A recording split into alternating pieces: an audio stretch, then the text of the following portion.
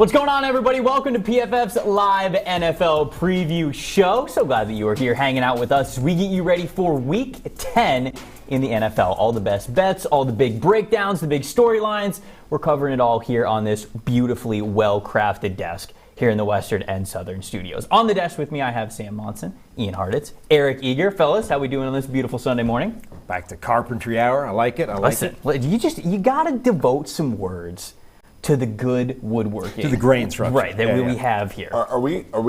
We've had so many bad weeks in a row. This is going to be a good week. It is going to be a good week. Think about how many great games there are this week. I mean, Falcons, Cowboys, it's like a median game this week. It would have been a headliner last week. So I'm excited about how good the games are this week. And we're officially halfway. We always had the weird, 17 weeks, you could never actually find the halfway point. Yeah. Now we are halfway. We are officially there.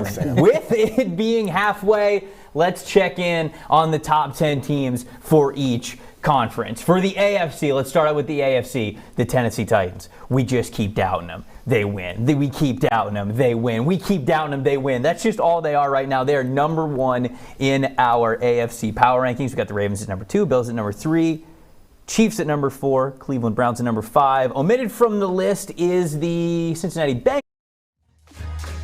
all the way from a 60% chance to make the playoff, now a 35% chance after losing to the Browns last week. Guys, what do you think about that top 10 right there? Yeah, I think the interesting thing with Cincinnati is we oftentimes will throw games out when they're bad against teams, right? Look, I think we're all willing to throw the Jaguars game out of the Bills ledger, right? And I think we're less reticent to just say, look, the Bengals game against the Ravens, it's kind of a fluke the other way, right? Because if you look at the way that the Bengals have played and now they're out of the top 10, the Ravens game's more of a fluke than anything else. I think they belong there outside the top 10. When you look at the rest of this, the Titans, this is going to be a tough one for them going forward without Henry, out Julio Jones for a while. Yeah. A defense that has been kind of playing on the edge with a great defensive line, but a rough secondary. It'll be interesting to see starting today against the Saints whether they can keep that top spot. If you look at these rankings, we've got a tie for 5 in there. We've got a tie for 9 in there. This should just be Tennessee 1 and then T2 for the next 9 picks. And honestly, we're kind of expecting the Titans to join the pack again as well. The AFC at the top is the same. They're all the same team. Well, this was even going into the week. This doesn't take into account what happened on Thursday night, which I think that all happened to every one of us was having to watch that game, the Ravens versus the Miami Dolphins. But now after this week, are we even sure that the Ravens are a top-tier team? I guess the one that sticks out to me is the Bills, obviously. Didn't love anything we saw from that Jaguars game, and we had the still just Steelers loss in Week 1 and still can't make any sense about. But if you look at this team, number 1 in the EPA allowed per play on defense. We've had Josh Allen doing almost a little bit more of a 2018, 2019, encore performance versus 2020, where he's been incredible for a few games against the Chiefs, against Washington. He's shown that ceiling still. We've also seen that floor. But just out of this group, if there is a team that I think we see the best out of the offense and the defense, I think the Bills can give just about anyone. Do you think, though, that they're suffering from the fact that they engineered themselves to be the Kansas City Chiefs and the entire league tried to catch up to Kansas City, and now they're sort of getting that contact high of being the Chiefs, I think they're also being played the same way. Exactly. Josh Allen is starting to cop the same problem that Patrick Mahomes is dealing with, which is teams are playing deep, they're flooding coverage, and they're saying, you need to win in a boring way. And those guys can't do that. They freak when they have to play the game in a boring, structured manner. And it's a lot harder, though, for Mahomes real quick when you know that you need to score 30+. Otherwise, you're losing every single week. I think that's why we haven't made as much about Josh Allen's regression as Mahomes. Yeah, exactly. And up until last week, Josh Allen was on pace for more touchdown passes and fewer interceptions than the previous year. Everything else, yards per attempt, completion percentage, all that was down. But for the average fan who would make a burner Twitter account to try to troll all of us, Josh Allen hadn't regressed in their mind. There's a Bills PR Twitter account that put out all the numbers of Josh Allen, these 4 box score numbers that he's still number 1 in the league in. It's what are you talking about? He's as good as he ever was. Exactly. I mean, that's the beautiful thing about having the truth is eventually you let it play out. But what I mean is data.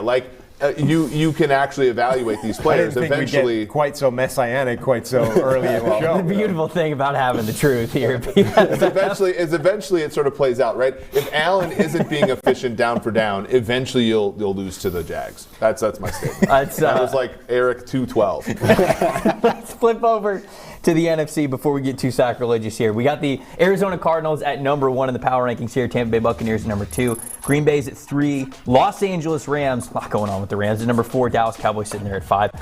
What do you think about this top 10 here on the NFC side, guys? I'm fascinated by the teams towards the back end because I think we know, the teams that are going to make the playoffs, the teams that are going to win the division, that are going to be contenders. But that last couple of playoff spots, the wild cards, are completely up for grabs, and nobody seems tremendously interested in winning them. You know what I mean? Like you've got teams like the Vikings, the 49ers just stumbling through. One of those teams is going to be in the playoffs, in theory, trying to knock off teams like the Buccaneers and the Cardinals and the Packers and the Rams. And they don't look tremendously likely to do not to mention the Saints, who are in the 6th seed right now, like with a bullet. They just lost last week to the Falcons, who are now, like, the funniest thing about the Falcons is they're the most hilarious team in football, but they are all alone in the 7th seed for the NFC. And I don't think any of us are like, oh, they're going to run away with it. Right. Starting this week against Dallas. No. And so you're right. I mean, I think, interestingly, this is the one year where you thought, oh, maybe Seattle was going to take a step back and everything was going to sort of detox for this team that had been living on the edge for half a decade. But if you look at it, Russell Wilson, DK Metcalf, Bobby Wagner, Jamal Adams, and one of the easier schedules moving forward, if you look at PFF.com with the power rankings tool, I think they have the inside track at the 7th seed versus some of these other teams who have harder schedules, less brilliance at the quarterback position. Kind of a really interesting year for that back half of the playoff race. This game against the Cowboys today, I think, is going to tell us a lot because the Cowboys, we crowned them. We really did before last week, and we said that they were the best offense in the NFL, and they all of a sudden had a defensive MVP candidate in Trayvon Diggs. But if you look at it, not having DeMarcus Lawrence for the whole year, losing Tyron Smith and seeing the offense really fall apart, now losing Randy Gregory, we now have a lot more questions, I think, at the line of scrimmage than we had even this time a couple of weeks ago. And I guess it is that Tyron Smith thing that reminds me a little bit of 2017. There was actual discourse going on, could Dak produce without Zeke when Zeke got suspended for those 6 games. The real problem was Tyron Smith being out, and we thought they fixed those problems. But if they didn't, man, if the Cowboys go on a little skid here, that's concerning. I don't know if Washington has enough in them to make it competitive, Sam, but otherwise, at least in terms of being a true contender. Yeah, that's the thing. The NFC East is so easy, right? That's part of the reason why they probably played Cooper Rush against Minnesota, which was, hey, if we drop a game here, who cares? Right. We still have a really bad division to go up against. But, in a conference where you only get 1 seed, and another team, Arizona, who's currently in that spot, winning outright with their backup quarterback last week, I think it puts a lot of pressure on Dallas. And I think, when you look at these top 5 teams, that's really where they're going for. And for Dallas, this is a big game for them. It's also a big game for Atlanta. I don't know if Atlanta can quite make up the difference there with pass rush against this stunted offensive line. But I do think on the other side of the ball, Atlanta, without Gregory, as you said, without Lawrence, Micah Parsons kind of playing probably out of position, even though he's great at whatever he does, and Trayvon Diggs sort of being one of those maybe more noisy players, some hot and cold with interceptions and giving up big plays. I think Atlanta can at least score with Dallas in this game. I want to go to Kendall on this to talk about strength of schedule because when you mentioned there's a lot of parity and there's a lot of, this team could beat this team, I think that strength of schedule is going to go a long way into determining who ends up getting those final seeds in the end of both conferences, and with things being a little bit closer, maybe they make it tight against some of the better teams. So, Kendall, tell us about the strength of schedule with some of these teams. Yeah, I think Eric put it best. There's a long road to go, especially when you look down this list of the strength of schedule for these 10 teams. So you start with the Panthers, they're number 1. You go down Rams, Bengals, Raiders, then Lions, and then interestingly enough, the Ravens, Steelers, Patriots, and then you hit the Browns at number 9 and the Chiefs at 10.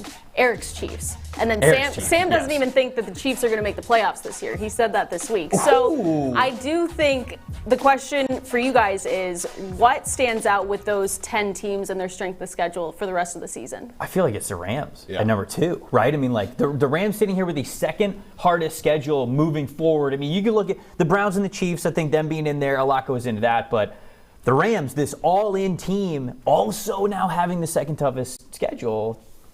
That's going to be interesting for him down the stretch. And what they've had this year up until this injury to Robert Woods is health, right? Like when you play a stars and scrubs approach to football, you need health. And historically, they've done a great job of keeping guys healthy for the most part. I think we're probably overrating the Rams because of strength of schedule, but also just baking in the inevitable, which is that some guys are going to get injured, and some of those guys are going to be very important players for them, and we've already seen that now with Woods. Do they even get the NFC West title is a really good question in this all-in season. Yeah. I think the Bengals being number 3 on this list is also. We need to stop calling the Rams all in, or I'm going to lose my mind. They're no more all in this week than they were a week ago, and they still weren't all in. All they did in bringing in OBJ was signing a receiver that was too good a value to pass up. And by the way, it's already been borne out as a smart thing, because in the same day, Robert Woods goes down, and all of a sudden, instead of turning to Van Jefferson and saying, you now need to be Robert Woods, watch the tone. You can turn to OBJ and say, hey, a guy who used to be one of the top 3 receivers in the NFL, you now need to be our Robert Woods. No one's saying it's not all in. No one's saying the OBJ thing is evidence that they're all in. We're saying that literally everything else is evidence that they're all in, right?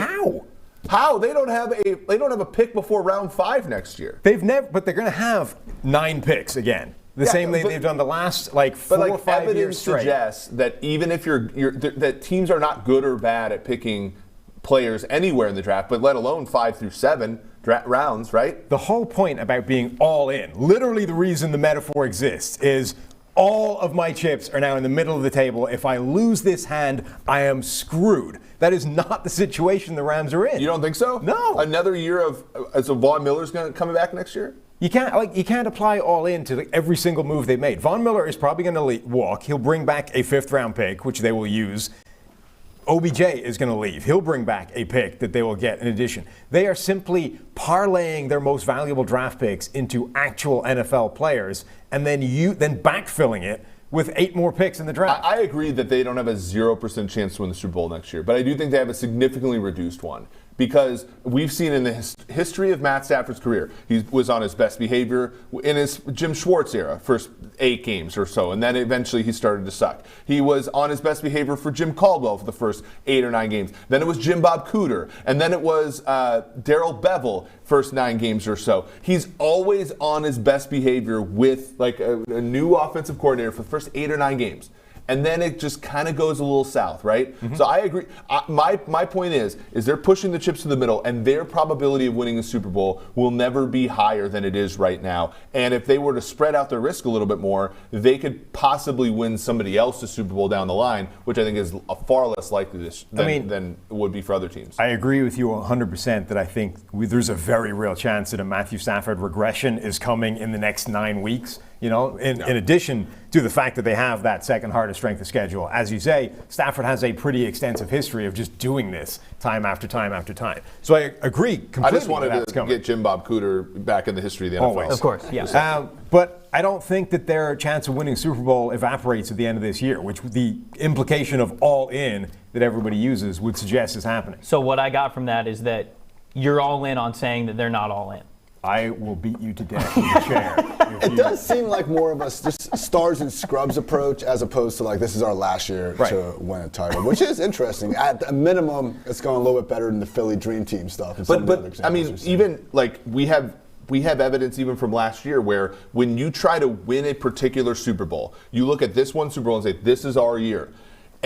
Some other team generally wins it that year. Like look at Kansas City. They brought literally everybody back with the explicit goal of winning the Super Bowl in 2020. Run it back. And they were the best team in the NFL last year, and they still don't win it because noise happens, injuries happen. And now you look at Kansas City, we all joke, I joke about them, it feels like 28. No, they're 5-4. They have a tough schedule coming up. They have no clue about their quarterback right now and how he's playing. This is the aftermath that the Rams are looking at, right? But aren't the only 2 moves that even hint at that, like it's this Super Bowl or nothing, Von Miller and OBJ, who together Stafford's not like we need to win this Super Bowl or we're done. Stafford is just Jared Goff is our quarterback right now. We need something other than Jared Goff if we're going to win any Super Bowl ever. But I think that they may not believe this, but I think that the truth is that they look at Stafford and say, look, we have a small window where Stafford is this exotic thing with Sean McVay before they, like Goff and like literally everything else, Kirk Cousins, get figured out, right? The McVay. There it is, Kirk. What was the timer? What was the over-under on the timer before Eric McVay said the plus another quarterback gets figured out in a finite amount of time. And so to me, like McVay Stafford is not going to be any better in the future than it is right now. And to me, that's the all-in aspect of this approach. But it's going to be significantly better than McVay Goff for the next X number of years. Yeah. All right.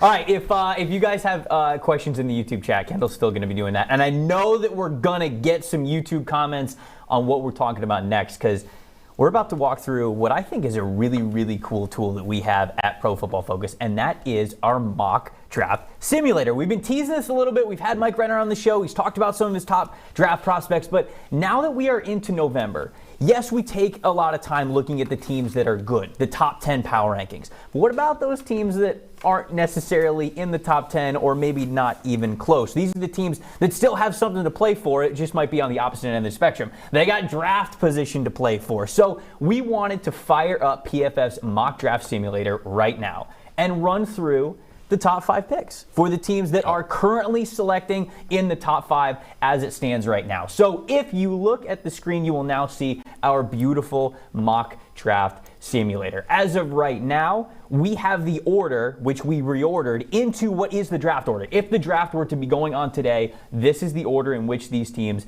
would be in. But we have some cool features about how you can reorder that draft as well. If you want to drag, for example, if you want your favorite team picking 32nd because you think they're going to win the Super Bowl, if you want your favorite team who's struggling right now to pick one, you can drag those teams around. Right now, we have it sort of randomly generated based upon our simulation, which you can look at the PFF Power Rankings, but you can sort of, engineer in the order you want, which I think is great.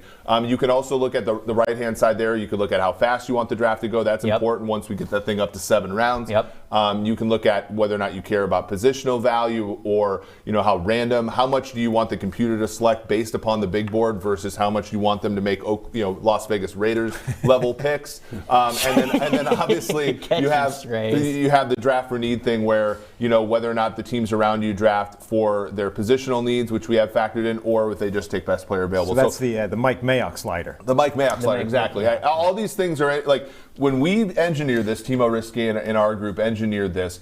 We tried to get in the mind of Mike Mayock. That's really what we wanted to do. Dangerous place. It's a dangerous place. So as you see right there, we have the order as it stands today, and we have selected the Detroit Lions, the Houston Texans, the New York Jets, the Jacksonville Jaguars, and the Washington Football Team. We're going to run through those 5 picks, and as you can see on the machine, you can select multiple teams. It's not just one. You can run multiple simulations. You can even pick for all the teams if you want to create your own full first-round mock draft. I know you guys out there love doing that as well. You can control all the teams if you want to. So all that's available. We'll hit start on the draft, and right now we've got the Detroit Lions at number 1. That's the team that's picking number 1 overall. And before we get to the discussion on who we're going to take, I want to look at the analysis tab because this is a really, really cool, unique part about our mock draft simulator here at PFF is you not only have the ability to control the team yourself, you can see what other people are doing when they pick for the Lions, when they pick for this team that you are controlling. You can see the stats right there. Kayvon Thibodeau, the pass rusher from Oregon, he is the overwhelming number 1 selection when the Lions come on the clock. He's minus 110 in the betting markets to be first overall. So, our users, very smart users. Right. They're trying to be realistic with it. Those are good selections. Right after him, Aiden Hutchinson, the pass rusher from Michigan. Then we've got Kyle Hamilton. We've got Derek Stingley. We've got Garrett Wilson. We've got Matt Corral. Those guys are all there, and it tells you how often fans are selecting them when they're picking for the Detroit Lions. And you can also see it positional too. Over 50% of the time, we've got an edge rusher. Fans are taking an edge rusher for the Lions, and then you go into quarterback, wide receiver, corner as well. So I just love that aspect of our machine that not only do you get to make the selections, not only do you have that available for you, but you can also see what people who are also picking for that team has there. So guys, I'm not going to go against consensus here. I'm not going to go against the Lions fans who have Kayvon Thibodeau as the number 1 overall selection. I feel like that's the pick. Anybody object? I don't think you can go wrong here. How many touchdowns is he going to catch? Garrett Wilson gives you at least 10 Yeah, to but 15. We're not picking it. Listen to Ohio State guy. We're not taking Garrett Wilson. All right, Olave. They're not called the. Okay, you're right. Look, Jeremy Rucker, let's get him in there. We don't call them the Detroit Lions for no reason. I mean, they don't have a D, right? So they need I hate you. at least Kayvon Thibodeau, I hate you. Kyle Hamilton, Derek Simmons. They're brilliant in the sense that they have needs everywhere on the defensive side of the ball. The That's Detroit brilliant. Lions. Sam's going to beat me up with a chair, and then I'm going to pick up the chair, and I'm going to beat you up with Are a the chair Lions because all of that in on joke. this draft? Or? Joking aside, edge players are the easiest. It's the easiest position to project. Yes. The PFF grade do the best on that position, and athleticism. Whether you look at 40-yard dash, all that kind of stuff, maps to future NFL production better. So if you're the Detroit Lions, and you're trying to give yourself that D, you need to go Thibodeau. All right, we're going to pick Thibodeau. Let's take Thibodeau at number 1 overall. Houston Texans. This is a team that has a ton of different draft needs, and if we hit the analysis tab for the Houston Texans, I think they'll reflect that, right? You see a lot more even numbers. Thibodeau is still number 1, I think, because in our randomization or our simulation of the draft order, if you will, sometimes Houston picks number 1 overall. So we've got Kayvon Thibodeau there at number 1, Aiden Hutchinson once again number 2, but you'll notice edge rusher, QB, corner, those are all pretty close there in the percentages of selections that you have. So you go back to the team and, man, we got all sorts of options. You've got Kyle Hamilton, you got Derek Stingley, you got Aiden Hutchinson there. What about if we click this show more button, though? I like what we have here as well, because if you think of a player and you go, okay, well, I don't know him super well, what's PFF think about him? Okay, well, now we will show you. We've got grades for the last 3 years on this player. We show you which mock draft he is most commonly mocked to, as you're seeing Kyle Hamilton there as well. So there's so much that we have. If you click on the draft guide tab as well, you'll get another window that pulls up. You can even see analysis once we start to get our final draft guides in there. See, now here's a guy. We've got that in there right now. That's where you'll be able to read a lot more about him. But ton of information here on this. Once the combine comes up, you'll have his combine scores and his measurements and everything. So again, a very, very elaborate look into each and every player. Now the Houston Texans are in a envious spot here in that they need everything, right? They really can't go wrong with any player at 2 here. I would be lobbing up Derek Stingley as the guy, because if we're talking number 2 overall. Yes, Kyle Hamilton is great, but with Kyle Hamilton, it's just kind of that chess piece that can do everything for you. You need so much around him to really maximize Hamilton. You could get Derek Stingley, put him out on the outside, and go have him guard number 1 receivers, I think, from day 1. What do you guys think? Just one point that's worth making. You've got the Detroit Lions, the Houston Texans, 2 teams that badly need a quarterback, and in any given season would normally have one sitting there right at the top of this draft. And if you just look at that list, how far down do you have to scroll to get to the first quarterback based off what we've just seen in the college football landscape? That's a good point. Our big board is made by Mike Renner, his analysis, his film study, and in conjunction with public big boards as well as our own statistical analysis of each player, our projections for each player. So you're getting, I think, the best ranking there. And as such, you're not getting quarterbacks really high because of all the issues that you pointed out there. So I'm taking Stingley. I'm voting Stingley. Anybody against? Get the quarterback later. Help him out now. Ohio State tight end Jeremy Rucker. Okay, there it is. Okay, great. All right, we're taking Derek Stingley, which would be the highest a quarterback has ever been drafted. That's right. Not the highest defensive back. Belichick once took Eric Turner at 2nd overall in '91. Yeah, but what is Belichick? Safety. What is Belichick? The highest corner of all time. What does Belichick know? Number 3 overall, the New York Jets. Again, this is a team that has a lot of different options. You click to the analysis tab and Tyler Linderbaum, I know that the Jets fans really love him. They want to get him on that offensive line. Stingley no longer on the board. Kayvon Thibodeau no longer on the board.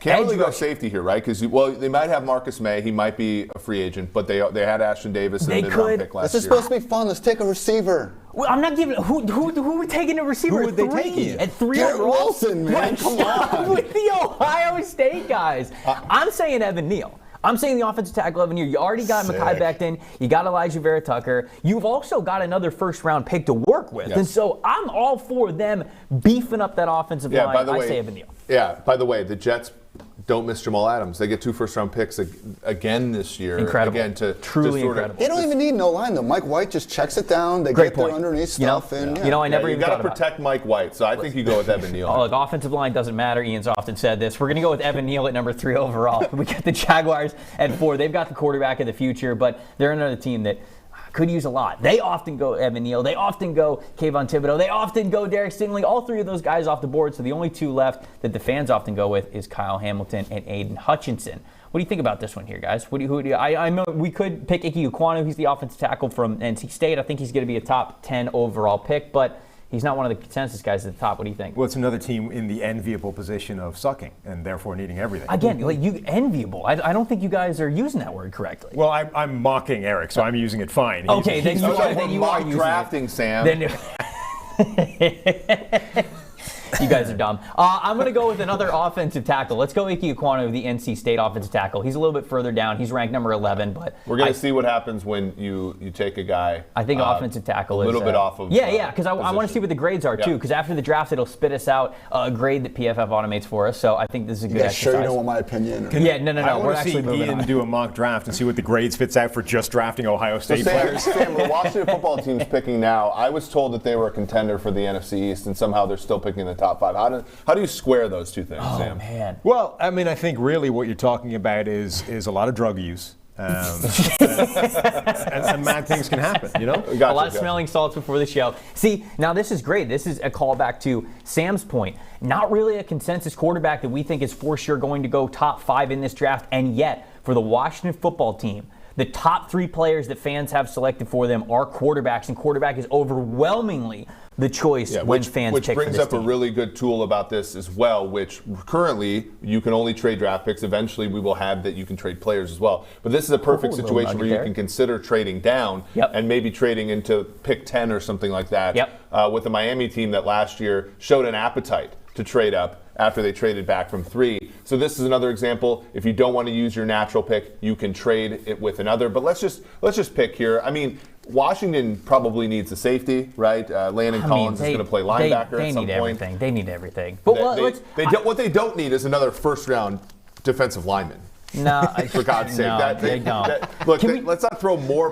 This isn't the Detroit Lions receiving core. Can we scroll down? Who's the highest quarterback in our rankings here?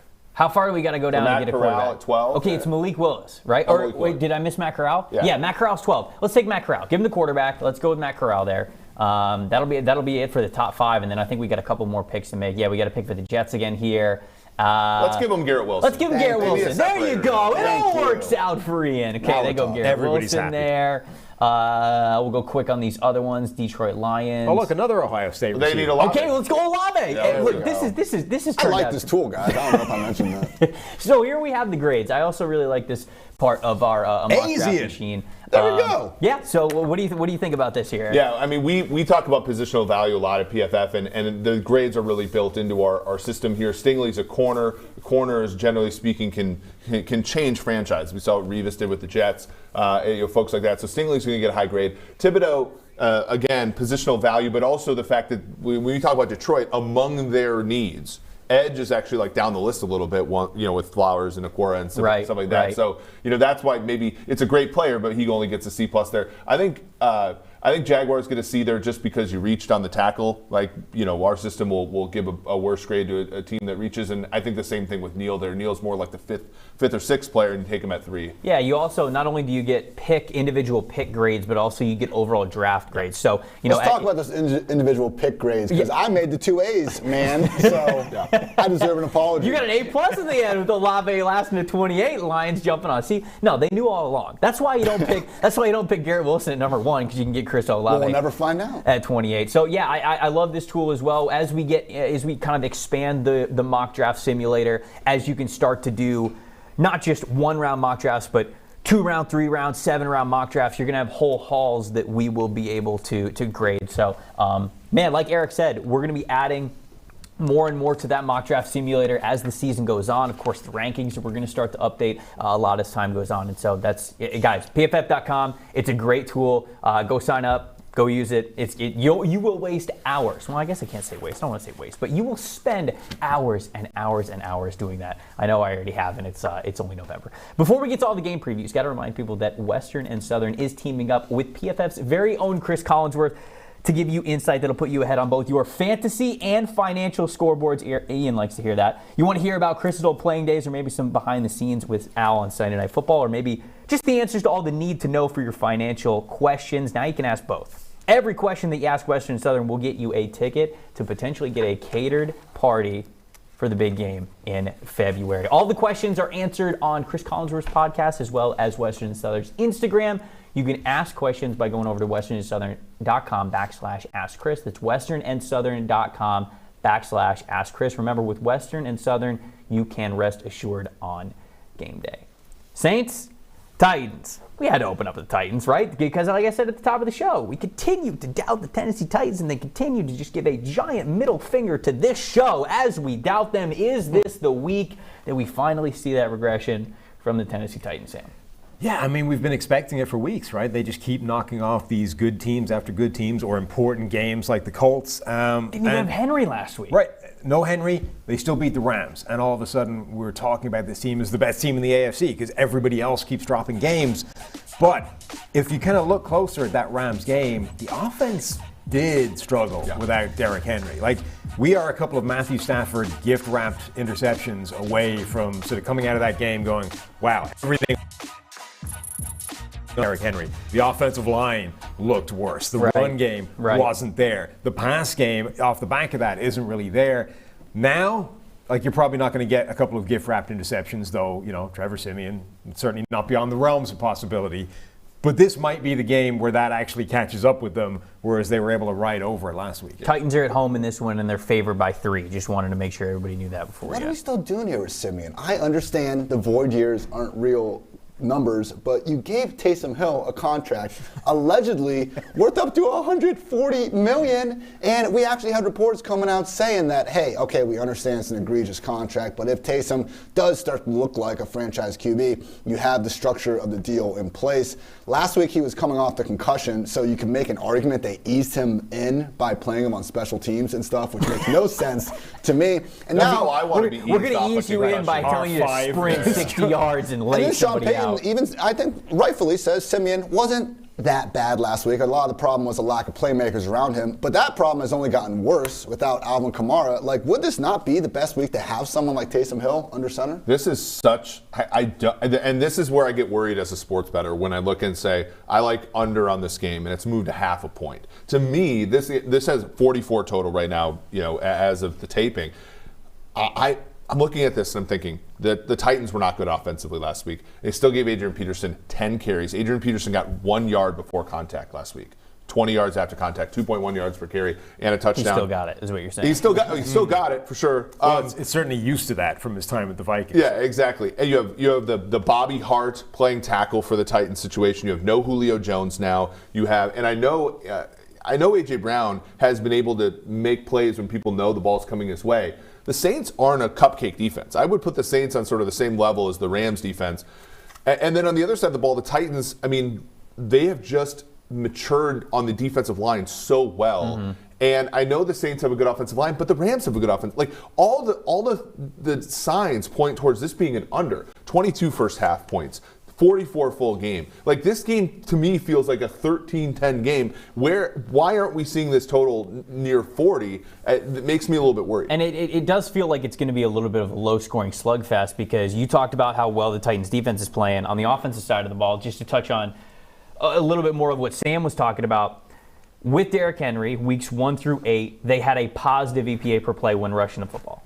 Last week, negative. You would assume that would be the case with Derrick Henry, but it didn't burn them because they still were able to get the win. However, I know that play action can still be effective even if you don't have the best run game. But for Ryan Tannehill, it's like night and day. I mean, when he uses play action, he's got a PFF grade in the 90s.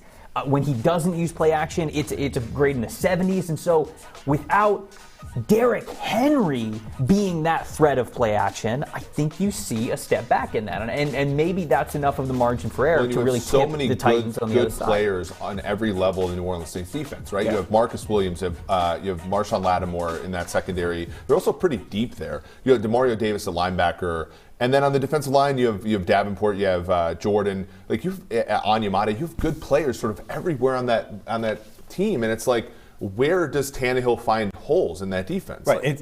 The only offensive playmakers of any quality on either side of either team is Tannehill to A.J. Brown, right? And if you're the Saints defense, you can legitimately just go, we are bracket covering A.J. Brown every single play because who else is going to threaten us, right? Yeah, they just cut Josh Reynolds. Like, they literally don't even have an NFL. Like, they have Chester Rogers, and I don't know how either team moves the ball in this game. Yeah.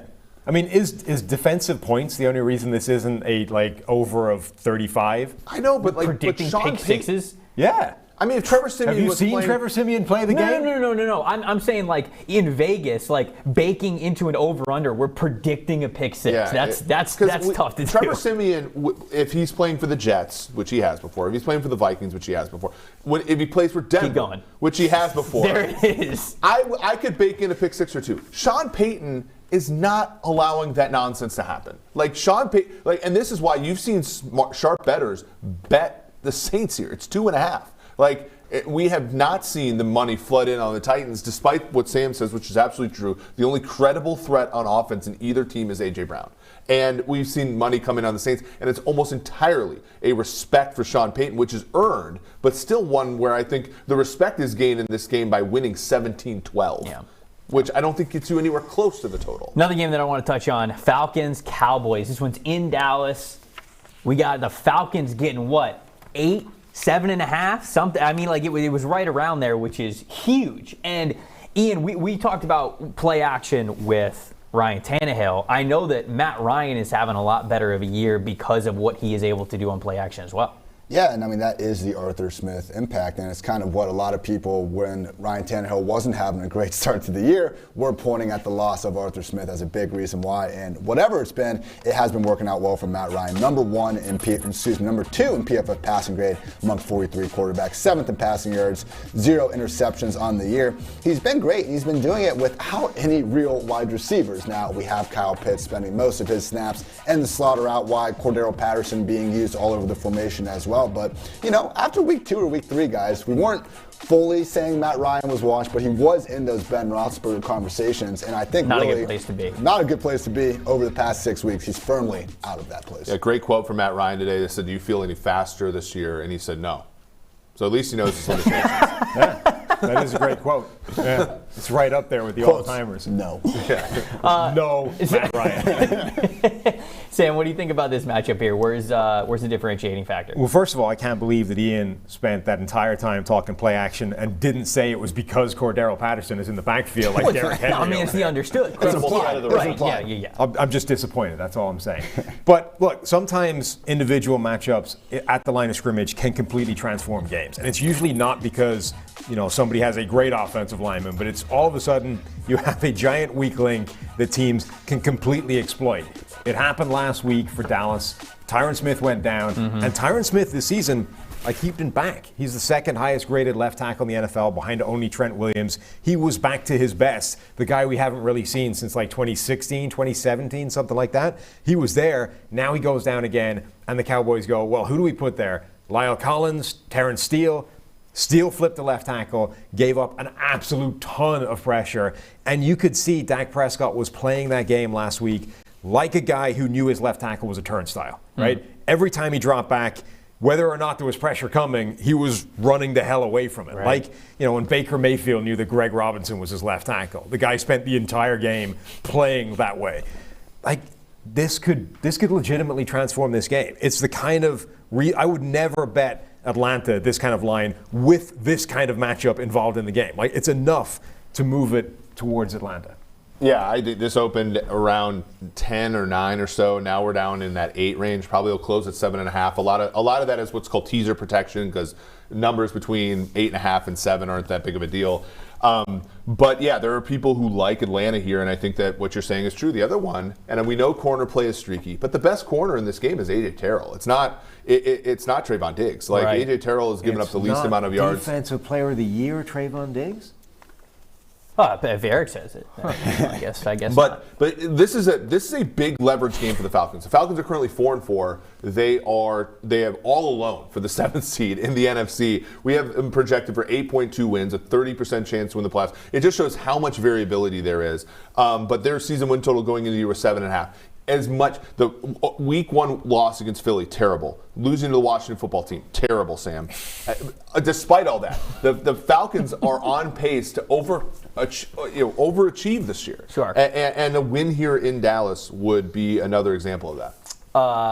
Sarcasm aside, I do want to point out how well A.J. Terrell has been playing this season. His coverage grade is second only to Jalen Ramsey right now. He's only given up 74 yards in coverage, has not allowed a TD yet. He has been absolutely fantastic.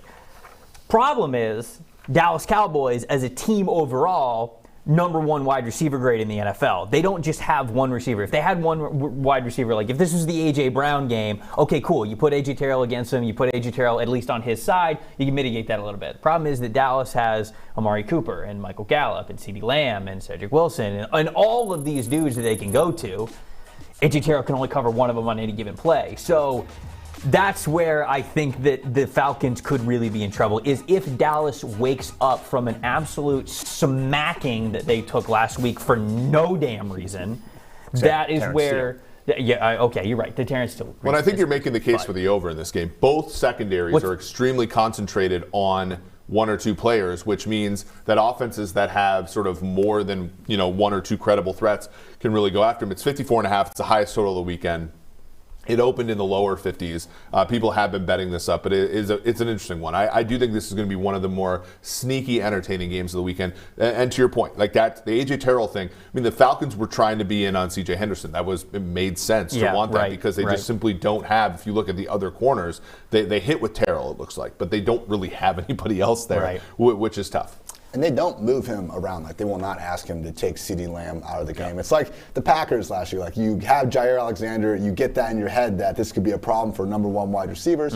He doesn't travel with them, but put him on the other side. And that's what makes a corner 2 so valuable, right? Because if you only have that corner 1, especially in today's game, you could just go to the other guy and it doesn't matter. But when you get that value at corner 2, now you can split targets a little bit. Now you're getting your corner 1 involved. Now you're getting the most out of the investment. We're traveling to Sunday Night Football for this next preview. But before we do, got to remind the people about everything that Pristine Auction has going on, because this is your go-to place for signed sports memorabilia. No doubt about it. Whether you're searching for a certain team, a certain player, this is your spot to get it. Best part is, it's all auction style. So whenever you find an item that you really, really like, the bids on this could start at $1. So it gives you the potential to get a lot of steals on some really great merchandise. If you use the promo code PFF when you sign up, you're going to get $10 off whatever it is the first auction that you win. Not just the first one that you bid on. It's going to be the first one that you win. This is your go-to spot, pristineauction.com, for signed sports memorabilia. Chiefs, Raiders. Oh, boy.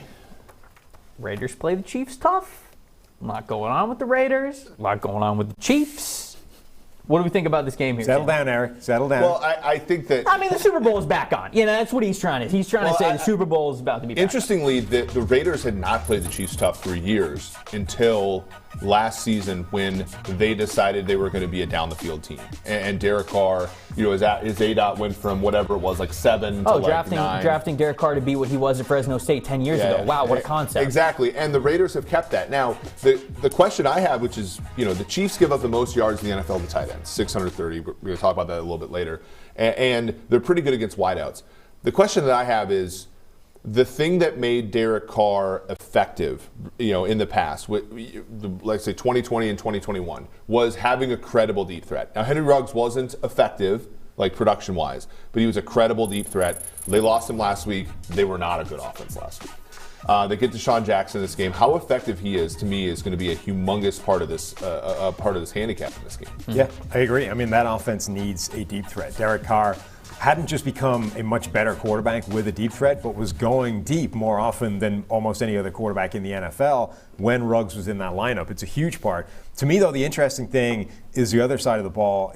Look, the Raiders played Kansas City reasonably tough, even on defense last year, with terrible defenders. All of a sudden, they actually have some good defenders, but they're now presented with this really interesting dilemma where there is a genuine blueprint to slowing down Patrick Mahomes and the Kansas City offense. Usually, when people say things like that, it's BS, right? Yeah. But there actually is one. Like, they are seeing more too high coverage shells than any other team in the NFL this year, and they're struggling against them. But the Raiders play 80% plus of their snaps on defense with a single high safety, with the middle of the field closed, with no 2 high, 4 high kind of coverage shells. And it's been going pretty well. So what do? Do you say, well, this is how you stop them, but it's not what we do, so we're going to play that way, which is, by the way, what Baltimore did earlier in the season. They blitz the hell out of everybody. They know you don't do that to Kansas City. They completely changed. Or do the Raiders say, what we're doing right now is working, so let's do that, knowing that you massively increase the risk that there's going to be an 80-yard touchdown bomb from Mahomes to Tyreek Hill, and all of a sudden the Chiefs offense wakes up and is exactly. Do they have the discipline to do that defensively? Because I think that's like the biggest thing. When you look at a team like Buffalo, for example, like what they have is the discipline to play it too high. And like Jonathan Abram, like he's a hitter, but like does he have the discipline to play deep all game?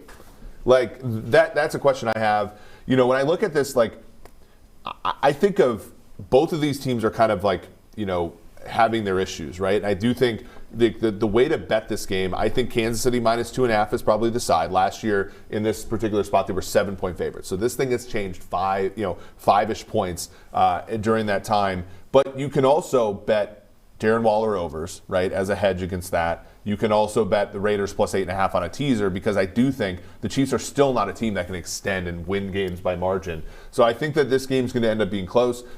I do think the Chiefs somehow pull out a win by 3 or 4. I feel like we all just expect the Chiefs to snap back into this. And what Sam's saying about the 2 high looks makes sense. But Mahomes has played against 2 high safeties before. Like, the big difference for me this year is that the best part about the Chiefs, like their ace of spades that they just seemingly have, his ability to create off script just hasn't been there this year. With PFF, we have some cool stats behind the scenes. How does Mahomes grade when he's not targeting his first read? Well, in the past, it was incredible. First in 2018, 8th in 2019, 4th last year. This year, he is just 36 among 40 qualified quarterbacks when not targeting his first read. I mean, I remember week 1, he had the bomb to Tyreek getting out of the pocket. But guys, it's just been everything's so hard in Kansas City, and they don't have those 50-yard plays he's pulling out of his hat. But do you think, and I agree, that's a great stat, and I think like what the context of that is, like, those type of statistics are pretty unstable, right? Like, so, the stuff about like how often are turnover-worthy plays turned into turnovers, how often,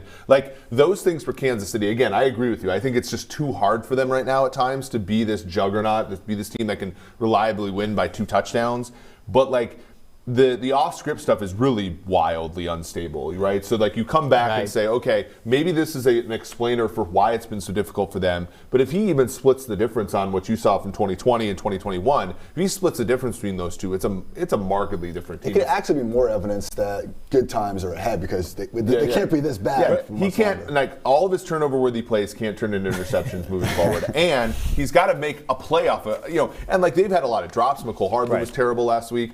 Travis Kelce looks slowed. They have a late bye, hopefully, for them if you're a Chiefs fan. But I do think that is a symptom of the way the teams are playing them differently this year. Like, of course, he's faced cover 2 and cover 4 and cover 6 before in his life. It's not like these are new concepts that have been thrown his way, but the ratios of what he's seeing are dramatically different this year. And I think the fact that he's seeing so many more of them, and teams are going into this game saying, we are 100% taking away that deep shot. And if he can beat us with a 12-play drive for a touchdown every single time, fine. Maybe then we'll adjust. But right now they can't do that. They go on these 10-play drives, like against the Giants, right? First drive, look great. 10-play drive into the red zone.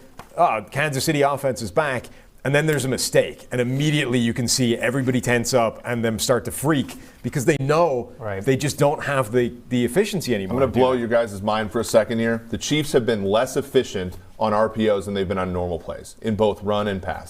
Is that allowed? Yeah. Is that allowed? In my opinion, I think the interesting thing is... That's a great reaction. I think the interesting thing with them, and this is coming from me, analytics guy, that if they're going to run the ball, they should just run the ball. They should not have... Which they should, by the way. Like, look, they have an offensive line built to destroy people in the run game, and they're not doing that. I'm going to go all football guy here, but when you run an RPO, your offensive line is not allowed to go downfield. You're not allowed to road grade. You're not allowed to push the pile as much forward, and they've built an offensive line to do that. And unfortunately, on almost half their runs, they're running RPOs, which are just not as effective because they can't get to the second level running the ball. And I think...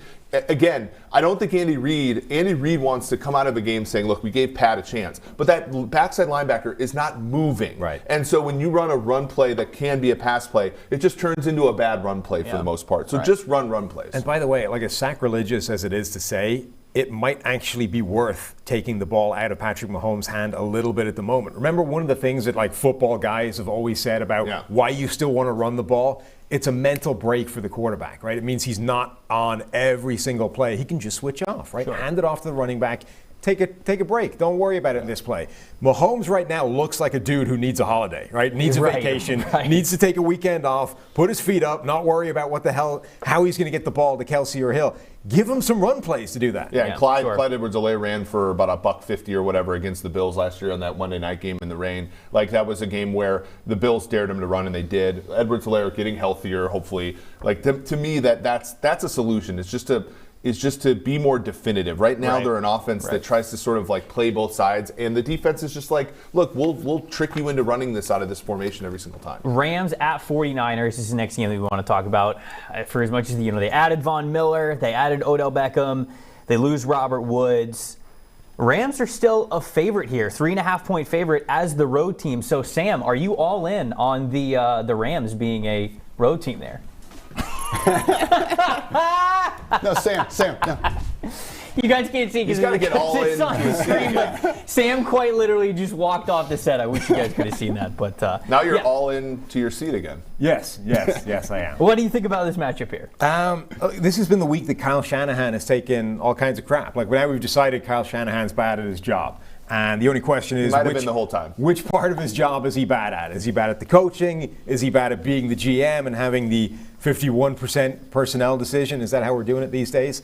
Honestly, I think the biggest issue is that defense is not talented anymore. Like, it's still got Fred Warner. It's still got a couple of players in there, but the talent around those guys is no longer what it used to be.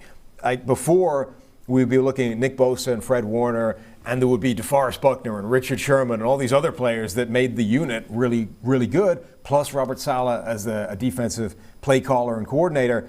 Now all of a sudden you've got this offense that is not great with Jimmy Garoppolo at quarterback, and the defense is like actively struggling. You're making the case, I think, perfectly why you don't build a team around a defense, right? Because there's just too many things that can go wrong, and the margins are so thin, right? In 19, the first half of the year, they were killing everybody by like 30 points. The second half of the year, they were one of the worst defenses in the NFL. It was swept under the rug because there was a lot of injuries, and then in January, they got to face they crushed two teams in the playoffs. But like that's like part of the point. Like, I think part of the point about Shanahan, and we at PFF have a scheme uniqueness score we're going to write about on the site this week. Kyle Shanahan is the best, and his scheme is twice as unique as any others in the NFL. Sean McVay, the other head coach in this game, is second. But like, the problem is he leans too much on that, right? It's too much on if I run a unique scheme, I can sort of skimp out at the quarterback position, and we have a good enough defense to get by, and we have a good enough skill position to get by. And unfortunately, that was just a bad gamble, right? You draft Brandon Ayuk in round 1, and he's fine. He's a good player, but like, even you don't like him. You draft Trey Sermon in round 3, and he's not better than Elijah Mitchell, who you drafted in round 6. Right. You sign running backs like Tevin Coleman and Jerick McKinnon and guys like that. You draft Joe Williams. And the guys that end up being good for you are Matt Breida, RIP fantasy career, and Raheem not Mostert. Actually dead. Yeah, he's not actually dead. Good thing. But so to me, it's. I think Shanahan's good at some things, but unfortunately, he's not good at the things that win games, and that's why like his record is basically the same as Mike Singletary's was when he was at San Francisco.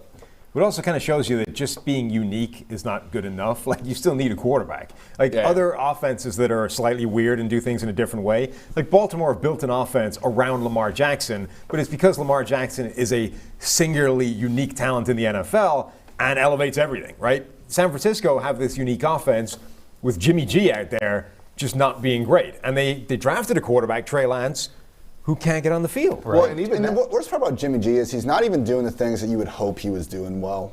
He's not doing those things well because he's dead last in big time throw rate. Okay, we know Jimmy G is not making these consistent tight window throws of excellence week in and week out, but he's also dead last in turnover worthy play rate. So that's what you would expect to get from a rookie like Trey Lance. You're getting that from Jimmy G.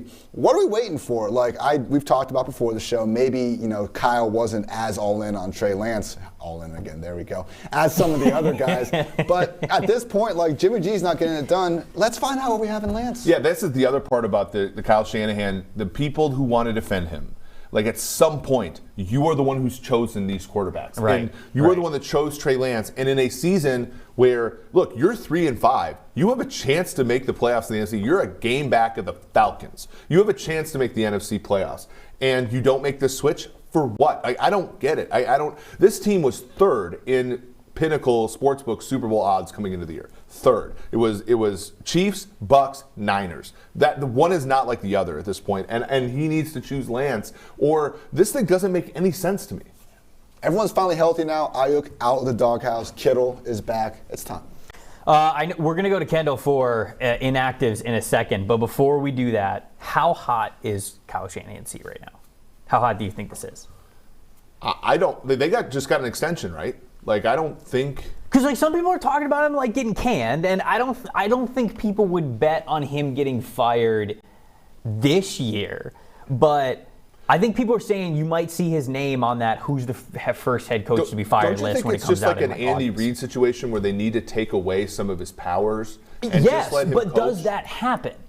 Does that happen? For guys who already have that power, it feels like the only solution is firing. Is getting out. I mean, because I think people liked Bill O'Brien as a head coach, right? Yeah. I think people liked Bill O'Brien as a head coach, but once you give them power, what's John Lynch going to take it back? John Lynch has never been a general manager before. All due respect to John Lynch, of course. He's Tampa also Bay Buccaneer legend, but I just don't know. I don't even know if he has the pedigree to be able to do that. He's also, connected to Trey Lance. Like, his future is going to go as Trey Lance's future goes, which is possibly part of the reason why they haven't made this switch already. Like, Kyle Shanahan knows if he throws him in and he looks bad, it's a disaster. Yes. Kyle Shanahan's seat gets a lot hotter. You got to respect it. Look, if I owned an NFL team, that's how I would do it. I said, you get two quarterbacks. Like, I thought he was saying I'd be an absolute coward with the guy I knew. 2027. He's almost ready. We'll see what happens. But like, I would give you two quarterbacks. Like, they got Jimmy G. That was his one quarterback. That didn't work. And you get another quarterback. Like, I think that gives you license to fail like once. McVay, right? If Stafford comes in and Stafford was a disaster, looked no better than Jared Goff, McVay's seat would be about as hot as it gets. But like, I think a lot of times, like, you think of other teams where, I think of like in Jacksonville where I mean, they just let the head coach be there for too long, right? Yeah. And it was just like, if you have a definitive thing where it's like you get to cycle through a couple quarterbacks, that's it. I think teams would act more optimally. Unfortunately here, Shanahan's not acting optimally. Like, the optimal choice is to play Lance because what's the alternative is just to go 7-10 this year? And they seem to be struggling already. I think they're looking at the same kind of set of variables you were and coming to the opposite conclusion. And I'm on your side of this, right? They're looking at this and saying, we're not out of the playoffs yet, so we're not making the switch away from Jimmy Garoppolo. Whereas I agree with you, the way of looking at it should be, we're not out of the playoffs yet, so put in the only guy with upside here. Right. It feels kind of silly. Kendall, what do we have for inactives? Yep. So inactives today, Zach Wilson, Jonnu Smith, Ben Roethlisberger. Don't worry, Eric, you don't have to watch Big Ben today. Julio Jones, Jamal Williams, of course, then Nick Chubb, Demetric Felton, Alvin Kamara are all inactive today.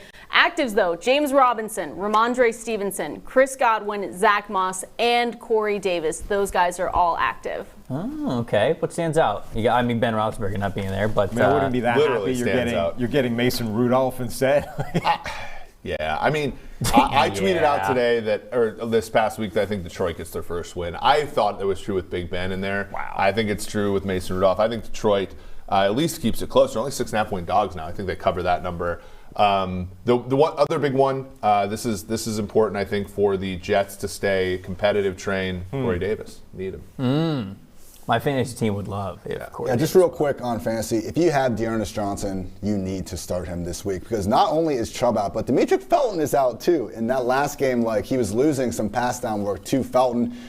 John Kelly's out as well. It is literally Dearness Johnson and pretty much nobody else in Cleveland. And also, with Alvin Kamara out, don't be afraid to start Mark Ingram as an RB1 as well. They're already featuring him basically, too much as it was with Kamara healthy. Now you take him out of the picture. We chase volume in Fantasyland. Mark Ingram and Dearness Johnson are set to have more of it than just about anybody this week. All right, we've got Darius Butler on the line. We're going to get him in on the show here, but before we do, just wanted to make sure that everybody knew that if you hear a premium stat or if you loved what you were seeing from the mock draft simulator and you want to get in on it yourself, head on over to PFF.com. We've got 2 different subscription models that you can subscribe to, Edge and Elite. You can check out. It perfectly lays out exactly what you get for all of them, the kinds of premium stats that you have there. You'll get all sorts of NFL draft stuff and then a lot of in-season tools as well. So I just wanted to make sure everybody knew that we've got a couple of different subscription models so you guys can have some fun as well over at PFF.com.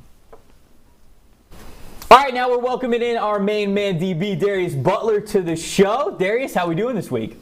Doing good. Glad to be here. Man, I think the first piece of news that we've got to talk about with Darius is the Odell news, right? I mean, look, admit it. We are all glued to our phones. You could sit here and say, oh, Odell's not the same wide receiver he used to be. Every single one of us here was hammering refresh on Twitter when the Odell stuff was going down. So now, Darius, we find out that he is a member of the Los Angeles Rams. Talk about a team going all in. What do you think about this move to get Odell, and then I guess just all the moves that they made this season too? Yeah, I mean, they've ever since they tasted that Super Bowl with Goff, I mean, they've just put even more chips in the middle. You know, going and getting Ramsey, bringing in Matt Stafford, trading away all those picks, bringing in Von Miller, now bringing in Odell Beckham, who, you know, a lot of people will say, you know, he's not that same guy. Obviously, haven't produced in a while. He's dealt with a ton of injuries. But the last time that I've seen him healthy, he can still be that guy. And I still have full faith that he can be, you know, a wide receiver 1. He obviously won't be wide receiver 1 right now with Kupp there. But Robert Woods going down, I can definitely see him being, you know, that second option when push comes to shove later in the season. And it really, really sucks that we couldn't see him, Woods, and Kupp in there, and Jefferson in there with Stafford. But the chips are all still on the table. I think the Super Bowl odds remain the same. And even with losing Woods, I think it's Super Bowl or bust for the Rams this year. Yeah, I mean, those who stops this offense graphic tweets didn't last long, unfortunately, because we didn't get Robert Woods. Real quick, what do you think about the fit with the Los Angeles Rams versus other teams? Like, I know he was thinking about the Packers. We talked about Seattle, the Patriots. Like, do you like the fact, purely off entertainment, do you like him landing in L.A. as opposed to, I guess, what Green Bay was the finalist for him? Me personally, I love it. I love it. Big market. He would have obviously had a better quarterback in Green Bay, but I like to see him in LA. I like to see him in that dome. And Stafford, honestly, you ask who can stop this offense? My belief is only Stafford can stop this offense. Stafford is the only person that can get in the way of this offense. And I know a lot of people have a lot of confidence in Matt Stafford. He was the first pick in my draft, so I have some feels for him too. But you get to the NFC and really push really comes to shove, he would probably be the quarterback that I'll probably trust the least in that conference. You know, when all the marbles are on the table. You kind of saw him some terrible decisions, some terrible plays last week. Let's see if he can fix those things up and, you know, take this team to the top. All right, anytime there's a breakup, you got to keep close tabs on the X. So let's talk about the Cleveland Browns as well. They're playing the New England Patriots. This game's in New England. New England favored by 2.5 here for the Patriots. Darius, I'm going to start with you on this one. What you think about this preview? Baker, an angry Baker Mayfield last week absolutely lights the world on fire. I know Ian's shaking his head because he doesn't have Odell there anymore. Sorry they got you this receiver you couldn't make work. I know, right? What do you think about this game with New England being favored here at home? I'm with you, Ian. I put a lot of that blame on Baker. And in my experience, I don't really like my quarterback angry. Angry quarterbacks don't really, they can beat you maybe for a game, maybe even 2. Amen. But, you know, long term, I'm not really all in on there. He had a good week last week. I think he was the highest graded PFF quarterback. He had 14 completions. They came out. I think kind of comes back to earth a little bit this week. This Patriots defense has been clicking, and they're really stingy on the back end. A lot of playmakers, even up front. You know, Judon has been a great free agent signing. You got Mr. INT back there. Yeah. You got Phillips. You got McCourty. So I'm really high on this defense and where they're trending. And they've been able to stack wins these last few weeks without Mac Jones playing great. So I think at home, I can't see Baker Mayfield flying in there and getting on that bus, leaving Foxborough with the win. So I'm taking the Patriots to win and cover this week. Are we looking at this, though, like maybe backwards, though? Because, like, the Patriots so far this season have had the second easiest schedule in the NFL. 2 wins against the Jets, who, by the way, competitive still. But I look at and I think about this. Eric knew Mike White was coming down. Yeah, of course. Thank you. Yeah. The thesis of the play. But I think of this like Darius. When obviously the Patriots have great secondary players. I think they have a great defensive mind in Belichick. But you look at the way the Browns have constructed their defense, right? First round pick in Ward, second round pick in Williams, first round pick in Newsome, second round on Delpit, and then you spend free agency dollars on Johnson, Troy Hill, and then a trade last year with Ronnie Harrison. When I watched that game last week against the Bengals, a team that has really good receivers and can spread you out, and how they suffocated that offense both underneath and deep, it reminded me about what Tampa Bay was doing last year with all the investments they made in the secondary. And when I look at this matchup in particular, I do think the Patriots have a great defense, but I think we sometimes sleep on the Browns' defense. And I hadn't even mentioned Clowney or Garrett. Right. Yeah. Jeremiah Owusu-Koramoah possibly coming back. I'm not exactly sure if it'll be this week or not. But, like, do we trust Mac Jones with the receivers that they have? Well, that's the great against thing. This defense. The Patriots don't have any receivers, so it doesn't matter that they're going to be blanketed because what difference does it make? Yeah. What do you think about that, Darius, with taking a look at really emphasizing? I'm with them. There is no particular guy that Mac Jones is looking for. It's a system, and I think that system and getting the ball out quickly is going to protect them as much as possible against those guys getting after them up front. That's where this Browns defense starts with, my defensive player of the year right now, Myles Garrett, coming off the edge. He's a monster. But getting that ball out, the Patriots do lose Damian Harris this week, which I think is going to be a big, big blow, but I picked them, so I'm going to stick with them. And I love how the Browns have constructed this defense. I'm with you there. I just don't trust Baker. He has one of the best O-line in the league. He'll be missing Chubb this week. We'll see if Dearness can step up and play well again. But I think at some point this game is going to be in Six's hands, and I just don't trust him to make the plays on the road to get over the hump and get that win today. But, Baker has proved me wrong a couple times in his career, so we'll see if maybe this is another one of those instances. Darius with a missed opportunity there. Could have called him pick six. Could have called him anything, really. But he chose the high ground there. What do you think about Mac Jones, Ian? I mean, the one thing with Mac Jones, whether what you thought of his, ankle twist thing aside, he really has continued to be the best rookie quarterback of this entire group. Just straight up PFF passing grades this year. He's 12th among 40 qualified quarterbacks. You go down all the way to 30, that's when we get Davis Mills at 30, Trevor Lawrence at 33rd, Fields, Lance, and Zach Wilson. So he only threw 18 passes last week. I think some of these other guys have a little bit more on their plate than Mac Jones. But at a minimum, I mean, a guy that we laughed at for really months about even thinking he could go third overall, if you read the draft today... Don't put that evil on me. Don't give me that we stuff. Some people laugh at that. I am not one of those people. But yeah, I'm saying, so if you redid it today, I think based on what the public has saw, I think most people will be far more behind that. So Darius, as somebody who likes the Patriots in this game, but everything we've talked about looks at low scoring, kind of like not explosive play here. The Browns are plus 2.5. Teaser leg up to 8.5 gets you through 3 and through 7 and through 8 with the points. Like, to me, I think this game lands between the 7s. Do you agree with that, Darius, or do you think that New England can extend a lead in this game? No, I think it's going to be a tight game, maybe a field goal type game. It'll be a close, ugly one in Foxborough, and that's another reason I'm going Belichick, is finding a way to get an ugly win. And they've been stacking some, they got a good win. Their first good win against a good quarterback came against Justin Herbert, coming off their bye week. And after that, they've kind of been rolling. Obviously, they did what they were supposed to do last week against Sam Darnold. Sam Darnold. But so I see him stacking and getting another ugly win, another close win. I don't see this being like a 7, 10, 14-point game. I see this being maybe even a field goal as time expires type game. Since I know everybody has been waiting for this, since 2019, Baker Mayfield, with Odell, 69.9 PFF passing grade. Without Odell, 91.6. That's just night and day different. It's not even like he's missing him a little bit. It's just absolutely night and day. Can't explain it. Don't know why. I'm with Ian. I'm disappointed. I thought this was going to be the Odell show in Cleveland, but... Like what? So you can pay him 9 figures now? You've seen how bad this guy can be. Just, like, regardless of who it is, take the name of Odell Beckham. You have to. But I'm just saying, you now have, what was that, 10, 15 game split of him working this badly? Like, I don't care if it's OBJ. I don't care if it was Rashard Higgins. If you're that bad of a quarterback for that long, how can you want it? To me, it's the reason, number one,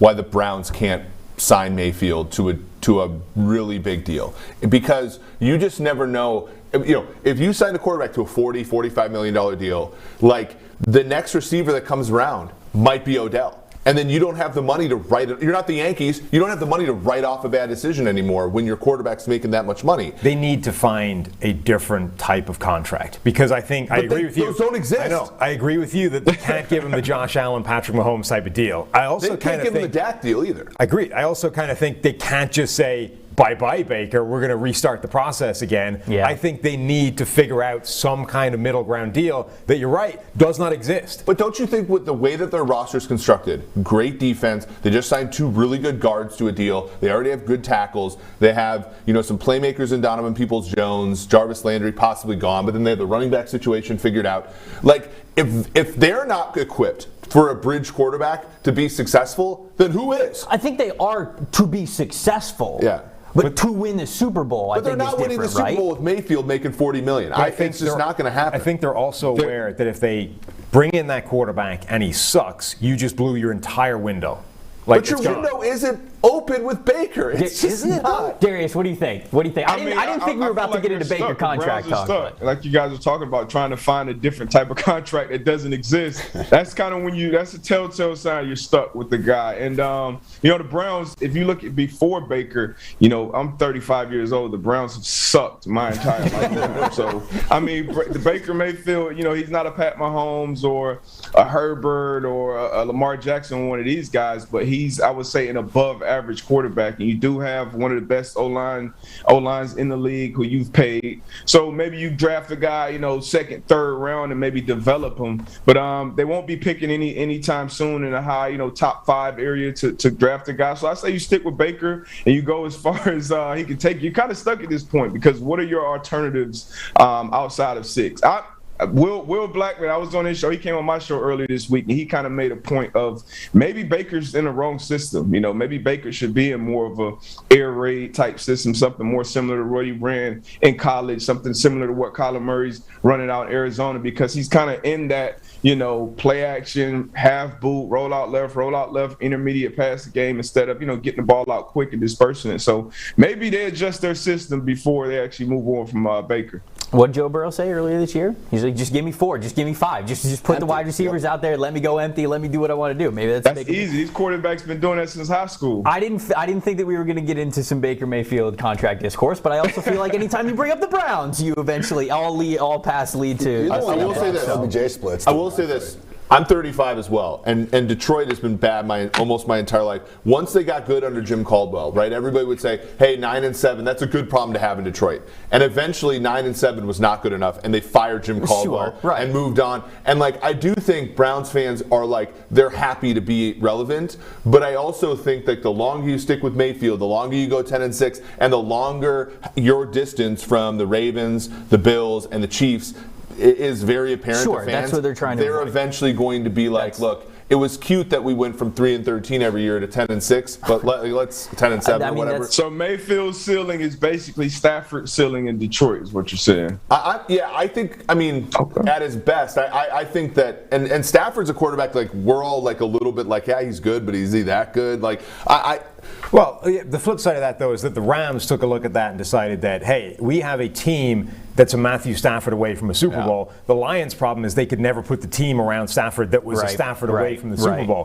Baker's team, in theory, is already there. They just need Baker to go on a run where he's actually at his peak, as opposed to just somewhere in the middle. And he did. Now he's not now that Odell's not there. Of course, now it's right. Now it's the peak. Now it's the Super Bowl. Cincinnati. Here we go. Yeah, I've often said this is what is the catalyst for the Super Bowl. Let's look at some defensive back wide receiver matchups for this week. Obviously, we have our resident defensive back expert. We got a handful of juicy matchups from some good wide receivers this week. Chris Godwin going up against the Washington football team, and the numbers that you'll see here with these wide receivers, that's what we think, or how well we think they could perform given the total secondary that they're going up against. So Chris Godwin, 98.3. Looks like he's going to play, so that's a good one. Stephon Diggs versus the Jets. DK Metcalf versus the Packers. Cooper Kupp, the Niners. And then Devontae Adams going up against the Carolina Panthers. Darius, when you look at these matchups here, what's something that really stands out to you?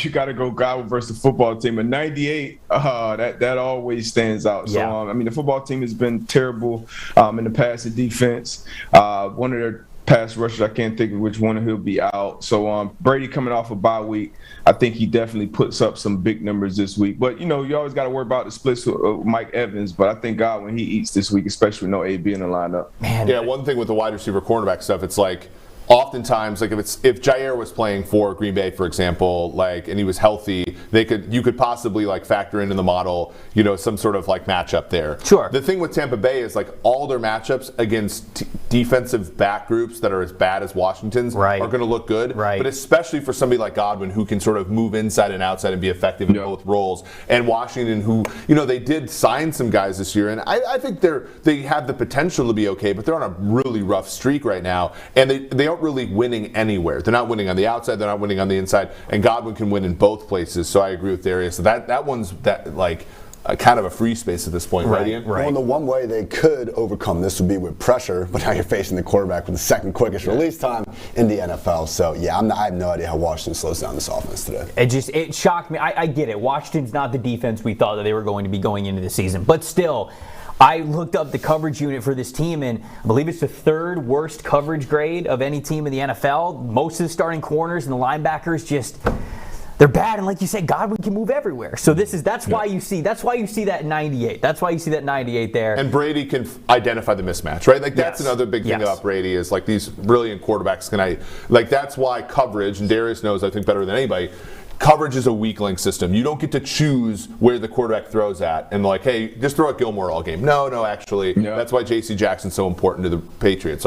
Having great depth in the secondary is really important. Washington doesn't have that. Darius, sure. At your best, at your prime, you got to pick one of these wide receivers to go up against: Godwin, Stephon Diggs, DK Metcalf, Cooper Kupp, and Devontae Adams. Who do you think that you could contain, shut down? Who do you think you could go up against the best? Based off my own track record, I would have to choose Cooper Kupp. And, and I know it sounds crazy right now with the the pace that he's on, but McVay does a great job of putting him in situations where he gets what I call free access into the defense. Whether it's a bunch or a stack or motion him. So you got to do things as a defense to try to bracket him or get hands on him and knock off timing, because he does a great job at just finding that open space, and Stafford can get it to him. Great passes, but that's a guy that I would choose probably over all those other guys you named, because that was kind of my wheelhouse. So I would say Cooper Kupp. All right, DB Island is shutting down the future offensive player of the year. That's what I got off of this. So we're going to do something new on this show that we thought about this week that I thought was a great way to give people some insight into what PFF has and the things that we do during the week, not just sit on our butt, but also collect a lot of these stats in this PFF data. So we're going to do a PFF stat of the week here, and this might be a reoccurring segment depending on how much we like it. And Darius, I want you to react to each of them quickly as we each give our stats. It could be anything. It could be an offensive line stat. It could be a corner going up against this kind of coverage. It could be how a quarterback is playing against a certain defense, or whatever it is. It could be anything within PFF's database that really stuck out to us as we were doing our research for the show this week. So, Sam, I will start with you. What is your PFF stat of the week that you found? Sometimes there are individual matchups in the trenches that can completely swing games, and Dallas has one this week. Last week, Tyron Smith goes down. Terrence Steele has to flip from right tackle to left tackle. Gave up more pressures in that one game than he'd given up all season at right tackle, or that Tyron Smith had given up all season at left tackle. Jeez. And they look like they're going back to the well again. And this is how you know football's not fixed, because it could have been the Man of Steel, and instead it's the complete opposite at left tackle for the Dallas Cowboys. What do you think about that's a surprising stat? That's tough. What do you think? A surprising stat. That could definitely. I've seen it ruin a game before. I know that you like the Falcons this week. You like the Falcons going up against Dallas, so this has got to be music to your ears, right? By the way, it's ruined this game before. Like that, Adrian Claiborne that was against Dallas. Right. Okay, it was a different tackle and a different edge rusher. But 6, 7 sacks. 6 sacks. Yeah, 6 sacks. But yeah, I do like Atlanta to keep it close this week. I've been watching them a lot this year, and even without Ridley. Smith has done a great job getting Patterson in space, getting Patterson in good opportunities to move the ball. And Pitts is coming along. That first play of the game last week could have been a big gainer, but he's a walking mismatch. Patterson's a mismatch all over the field. I like this Falcons team to keep it close, even though I'm sure the Cowboys be coming out, trying to, set the boat straight. Well, that'd be a big reason if they're playing steel left tackle to believe in that, taking the points there. What do you think, Ian? What is your stat of the week you found this week? Fantasy football. I'm a fan, some might say. Basically, one of the things we do, PFF, we look at expected points versus realized points. Looking at someone's volume, and then we can just see, hey, who has actually been outperforming that, who's been underperforming that. So the top 3 running backs this year in outperforming their expected fantasy points, these guys are built different, you could say. Number 1, Jonathan Taylor. Number 2, James Conner. And number 3, Cordero Patterson. Like Darius, I think Jonathan Taylor and Cordero Patterson, if you even played a little bit of fantasy, you understand they're doing some special stuff. But how about James Conner, man? Even last week, busting off some big runs, partying like it's 2018 again out here. Yeah, he is a beast. I think he's probably, I would say Patterson would be the most surprising, but he's right behind him. I mean, nobody had Connor. Is he still leading the league in rushing touchdowns right now? I mean, just an overall great performance, been exactly what the Cardinals need out of him, especially with Edmonds being banged up and now even Kyler Murray being questionable going into this game. But I'm loving it for Connor, man. Great story, great kid, so I'm loving to see his resurgence out there in AZ. What about you, Eric? Sunday Night Football. The Raiders played 2 tough games against the Chiefs last year. Prior to that, they had not been competitive against Kansas City. But the narrative is, why do the Raiders play the Chiefs tough? And I'm going to look at Kansas City leads the NFL this year in yards allowed to tight ends with 630. Basically, every tight end that gets to go up against Daniel Sorensen turns into Tony Gonzalez. Darren Waller is 5th among tight ends in receiving yards this year with 470. He's been kind of down a little bit. We've seen not as brilliant as last year. But I think if the Raiders, without Ruggs, right, a deep threat who really did matter to that team, Deshaun Jackson kind of acclimating himself into the team, if the Raiders are to give the Chiefs fits, a Chiefs team that has allowed less than 20 points a game over the last 4 or 5 games, it's going to be because Darren Waller has a big game tonight. That to me is the matchup. What do you think, Gary? That's a good matchup. This game will come down to how can D-Jack take that top off, because I'm sure the Chiefs will be completely focused on stopping 83 and 28. So one can find a chance, find some spots, and that's where this Chiefs defense has been hurt from the Raiders. I can remember kind of flashing back. Tight splits. I think it was Ruggs splitting the defense a couple of times, getting some deep balls. So if they can kind of keep him back and open that intermediate area up for Waller, I think they'll continue that success. But I like the Chiefs this week, though. I think the Chiefs, I've been saying they're going to figure it out for probably the last 4 weeks. I think I'm sticking with that. Look, they haven't lost in November yet, guys. Come on. I can't leave Mahomes, man. I can't leave him yet. I can't bail out on him yet. So that's a good transition, because my stat of the week is also with the Las Vegas Raiders. They're currently number 1 in team pass rush grade for us at PFF, 85.4 grade as a team. They're number 1 right now on the season. They were also number 1 after week 1. They were the number 1 pass rush team. The last team to start the season off with our top pass rush grade and end the season with our top pass rush grade was the Jacksonville Jaguars in 2017. Them and the 2014 Miami Dolphins, only 2 teams to do it in the last 10 years. So the Raiders now have a chance to be the 3rd. What do you think about this pass rush unit, guys? Do we think that it can stay the course? I know it's been a little bit easy early on, but I'll start with Darius. What do you think about this Raiders pass rush with Max Crosby and all those guys? I mean, it stood the test of time, at least up until this point. Yeah. I remember after the first few weeks, I think it may have been on this show, we were just talking about the bad matchups that he had up until that point, and he's continued to dominate week in and week out. The only thing that I hated about that stat was it ended with the Jaguars and the Dolphins. So the Jags made the AFC title game in 17. Great defense. I don't see this dominance up front turning into a bunch of wins for the Raiders down the stretch, unfortunately. The thing that Darius brings up is the Max Crosby is a gift from God this year, the right tackle he's faced. It continues this week. Lucas Niang, Chiefs starting right tackle, he's out. Mike Remmers, their backup right tackle, he's out. It's something called Andrew Wiley this week. And so, he gets gets another nice matchup in his quest. It was a decent matchup even when they were going up against the starting right tackle, let alone the third string right tackle. And real quick, this Jaguars team as a corner. This Jaguars team week 1, that was when Bill O'Brien put Tom Savage out there for QB1, 30 minutes, took 6 sacks, and said, "Okay, Deshaun Watson, it's your time now."